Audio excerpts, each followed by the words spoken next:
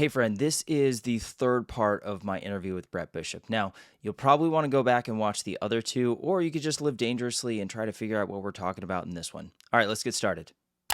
So to boil this down, right, if we have some MCTTs watching and they're like, hey, I want to do this for my market center, but I want to just kind of get what the sections of it, right? So we've got the visual portion of the TVs.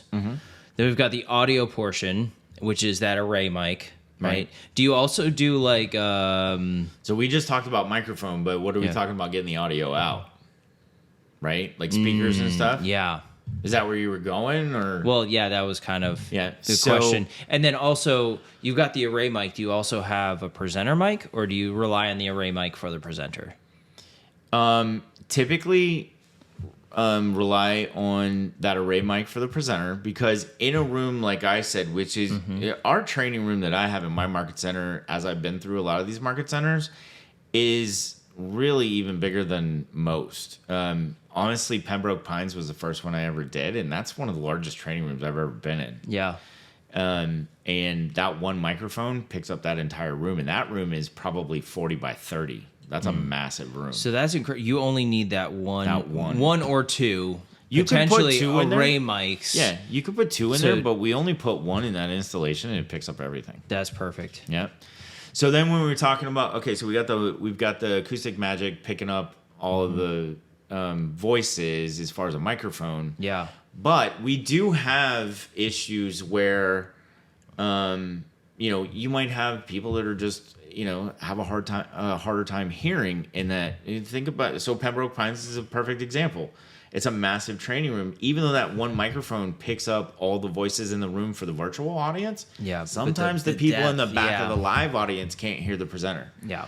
So I recently discovered an audio option that is a receiver that's Bluetooth and has inputs for 2 microphones and has DVD input, so basically a RCA auxiliary input. What's DVD? I just dated myself. Blu-ray-ish, before Blu-ray. DVD. Before Bluray, looks the same. It's just not. You can put your VHS player in there. Well, they're coasters basically. Is what a DVD is these days. But anyway, it's got all these inputs and outputs ready to go. So if you do need to mic up your live environment, then that just aids in the Acoustic Magic even better for the virtual audience. Oh, because that'll just pick up the speakers. It's picking it up even better, right? And that's something that's amazing, because I came across that, and you've got that receiver unit that does all of that with the inputs and outputs, and 8 speakers. Right, 8 speakers and that that main unit, less than $400. No way. Less than $400. So, and then you just pop those into the drop ceilings. They're ceiling mounted. They're designed to mount to ceiling tiles. Just like top hat lights, right? Yeah. So okay, so we have audio and video, right? We have the live audio and video, and then we have the virtual audio and video. The live video is the TVs. The audio is that 8-channel receiver with the speakers. 8 speaker receiver. You get what I'm saying? Yep. And then we have the virtual side of it, where now you've got the array mic that's feeding Zoom, and then it's also picking up the speakers. So you're also the speaker, the trainer, the presenter is just by nature louder than everyone else, right? Which is perfect. And then the last thing is the video for Zoom. So what do you do for that? I know what you do, but I'm asking for the audience. Yeah, no, I got you. So we were talking about that PTZ camera. So when you're talking about video, you're talking about how are we picking up the room, right? Because we know we share the screen and it's whatever's on the computer. We're talking about the other video. Yeah. How do you see the presenter? So I don't have the main camera here, but anyway, it's called. And this is one of the things I'm most proud of. I don't even know how it came to be, but I just posted a video. But actually, if you go to the OBSBot Tiny Cams website and you click on the education tab, you will see this smiling face Yes. there. I got so hyped when I saw that. I was like, oh, you made it. Because they reached out to me and asked if they could use that video for their website. So it's on that website. But and the cool thing is too is I get to plug Keller Williams a little bit because I made that video for our KW Tech trainers and they wanted it. So when you watch that on this, random MobsBot tiny website, you get a little plug for Keller Williams and the tech community. But that OBSBot tiny camera is a pan-tilt zoom camera, and it's $149. Sometimes on sale, right? Typically $199, but even then $199 is kind of obsolete. We're seeing it between $179 and $189 most of the time. Instead of a $2,000 or $3,000 camera that needs its own software to operate and everything, and it's basically just a USB camera. Yeah, it's a normal USB webcam. Yeah. And then they also and they just came out with the 4K version. Is that $299? How much is it? I believe $249. It's either $249 or $299. Yeah, so it's up there. Yep. And honestly, I would go with the 4K option at that point. But and it's got the hand tracking, so it can track you or zoom, which actually can be a little bit annoying. So you want to turn those off and get the controller, right? Well, in the video that you'll actually see of me on that website is me giving the pro tip to our tech community about turning off the lock gesture. Yeah. Right? Because one of the things that we're taught in Train the Presenter is to be expressive and talk with our hands. Raise and use your gestures, hand right? Yeah. And the minute you go like this, the camera goes, "See ya." Yeah. Right? And it lost its lock on you. Yeah. So I leave the zoom control on, which is, call yourself a loser and it'll zoom in or zoom out on you. But as far as the lock gesture, so what I do with the OBSBot Tiny, I highly recommend that you get the software, load it on your computer, whatever your host computer is. And that's another thing, like in the Market Center of the future, it's a mini PC. We're talking about a full-fledged computer that is this big. Yeah. And it mounts to the back of that presentation monitor. And they're monitor. like $400 or $500. Yeah, absolutely. Depending on the processor speed. Yeah. Right? But yeah, actually, I've been getting the Ryzen 7 version with 16 gigs of RAM and a 500 gig SSD for just over $400. Right? And it fits in one hand. Well, so my wife's laptop died on her.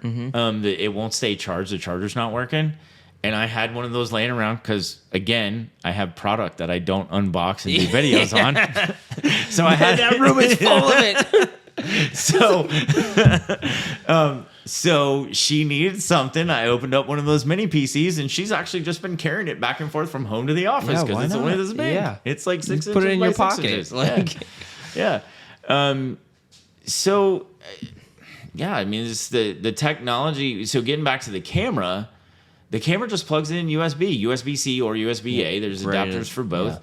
Yeah. And then this poor little Nexigo here. This is actually my typical camera view. So one of the things, something's still hanging off it. not camera view, but classroom view. So one of the things I learned about was not too long ago, like at the beginning of this year, we had the ALC clinic, and it was virtual. It was like a regional, I think it was a regional ALC clinic, and it was virtual. And I have never seen a need for Market Center of the Future upgrades more than I saw in that experience. Wow. Because there was a lot of, well, first of all, you mentioned it, Blue Yetis.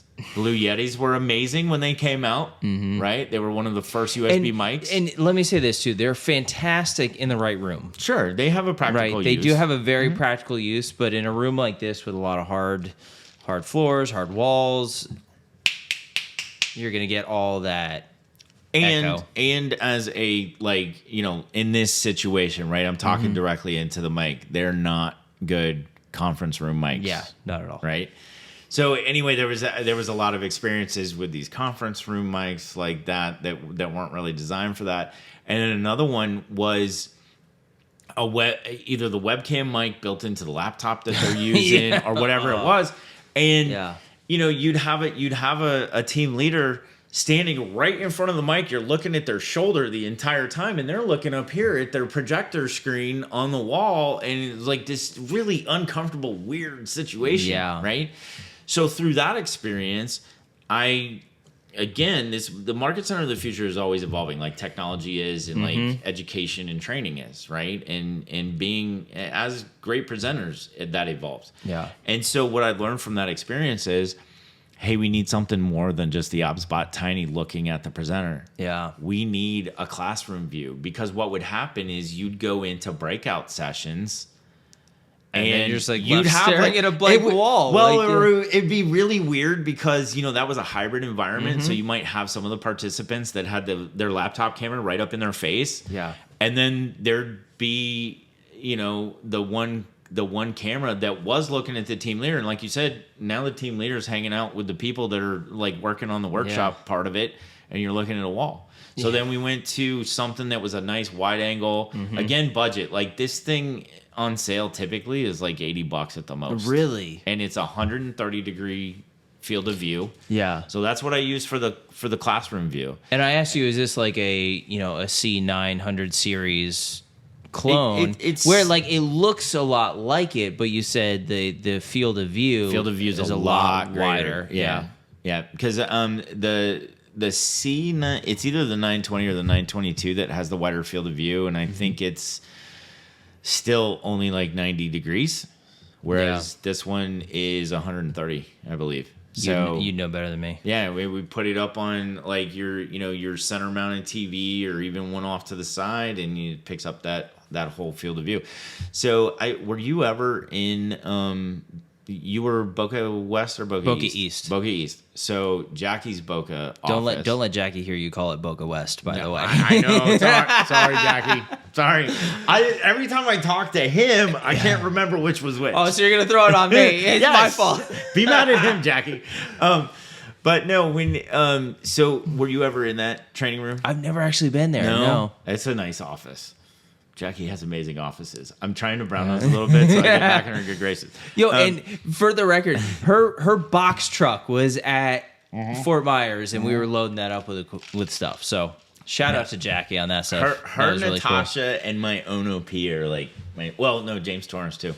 Those are like my 4 favorite OPs in our region. Yeah, they were. So, and I do I know we talked about the hurricane earlier, but like shout out to Natasha Tello. Yeah.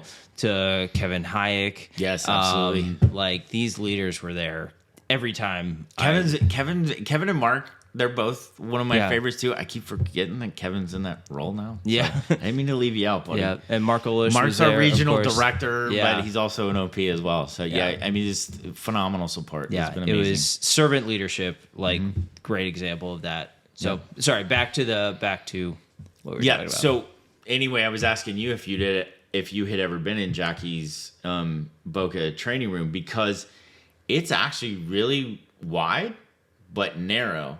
And we put this on a center mounted TV, and it actually picked up the front row in that width, which is almost 30 feet. It's probably about, It's probably about maybe somewhere between 20 and 25.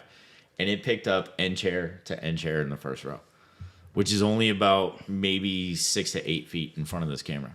Wow. Yeah. So, but anyway, that was one of the big things. So as this evolves, we're looking at how do we make it more inclusive and immersive of the two audiences? Because that's the biggest thing. I mean, every Monday I teach a contracts class in my market center. It's a workshop. We actually, I pick a property and give our agents the contract.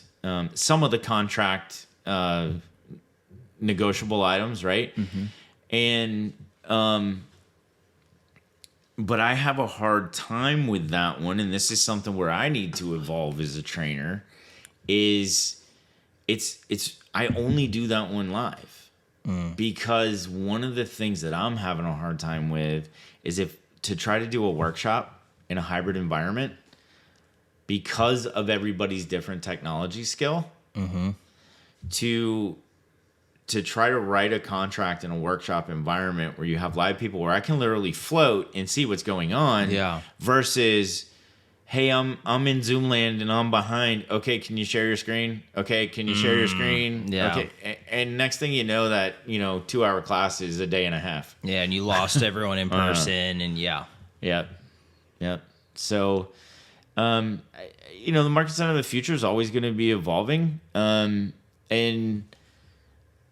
as technology is always evolving, as our company is always evolving. I mean, I've been with Keller Williams for 12 years. It's very different than when we started. Yeah. Right. We were a real estate company. Then we were a training company that focuses on real estate, and now we're a technology company. And as we evolve, as Gary has this amazing vision for what our industry is and what our company is and how it embraces our agents. I mean, that's one thing I love about the leadership from Gary and our regional owners and directors and all that, just the leadership in general. This massive vision, but always agent centric and taking care of the agents, and really, a lot of that goes into my thought process in the market center of the future. So one of the projects I'm working on right now, I'm working with, and I can't remember what state they're in. I want to say it's Ohio. It's either Ohio or Illinois. I'm helping one of the market center tech trainers that's moving into a new space. Okay. $45,000 was their quote for basically a 20 by 30 training room. That was the quote for hardware and installation. And a little bit about what I do. I reached when that trainer actually shared that information with me. I was like, okay, you can buy all the hardware. You can fly me out there. You can put me up in the most luxury hotel for the time. You can buy all the tools I need because I can't travel with my tools. Yeah. You can buy all the tools that I need when I get out there, and I still won't even be half of what that is. Exactly, dude. Oh my gosh. And that's what I've run into. That was another thing that made me want to start implementing this concept.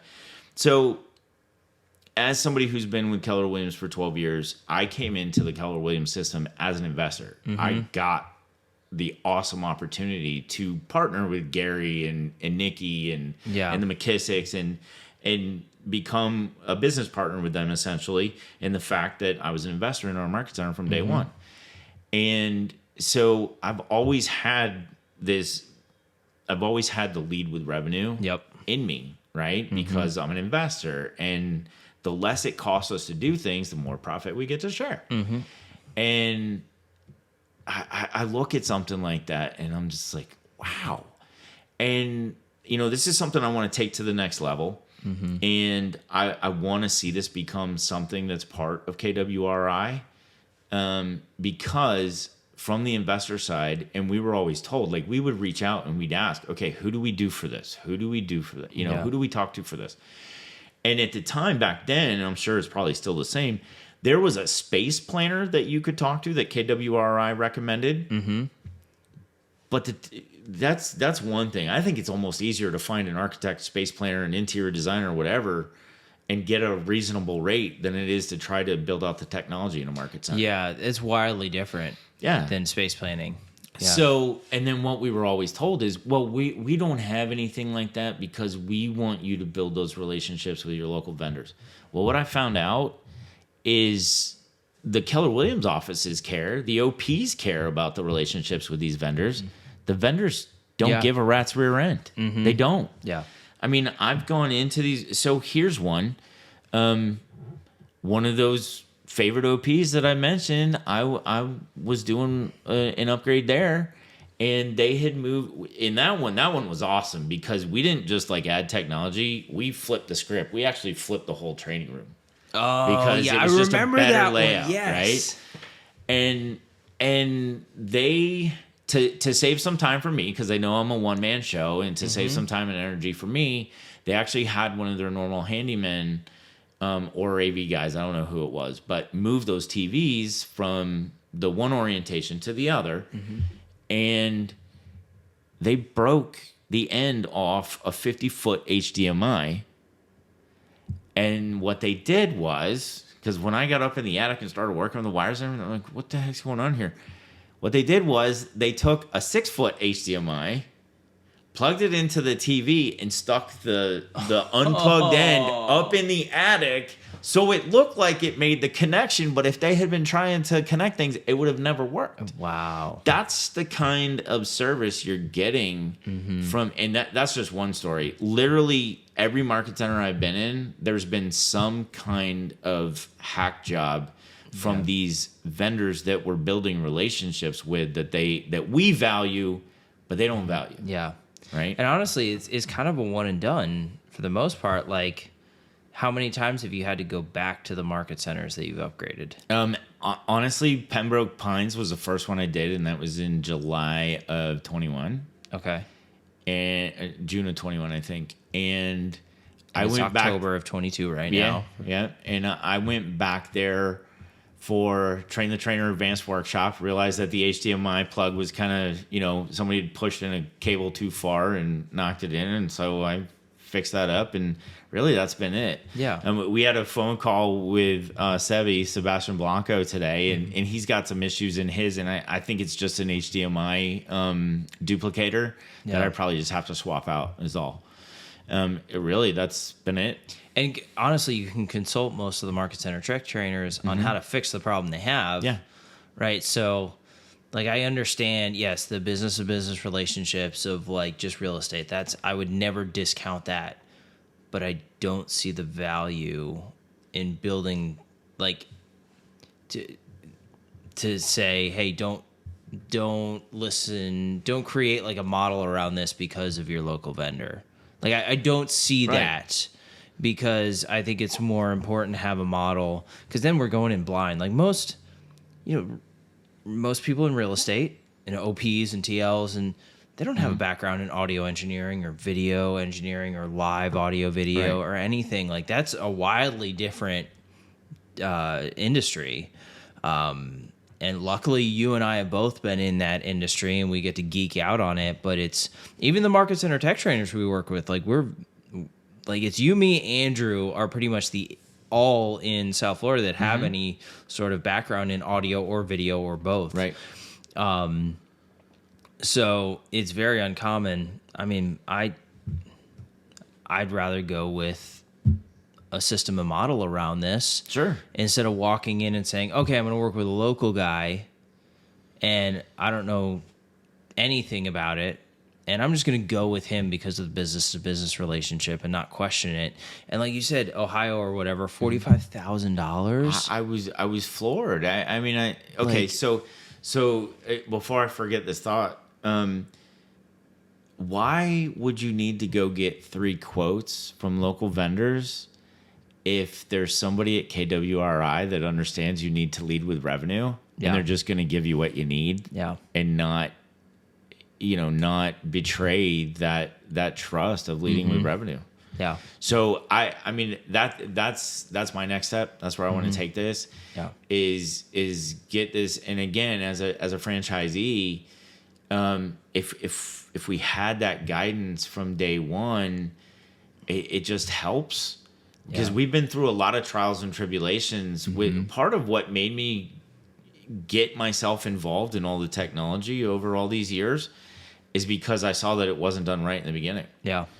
And there's a lot of different reasons for that, but I got involved because I do have an understanding of technology. I'm not professionally trained or anything, but it's experience. I watch YouTube. Yeah. Well, it's experience. We've been in this world. Like you were a DJ before I was. I've been a musician pretty much most of my life. Hosted podcasts. This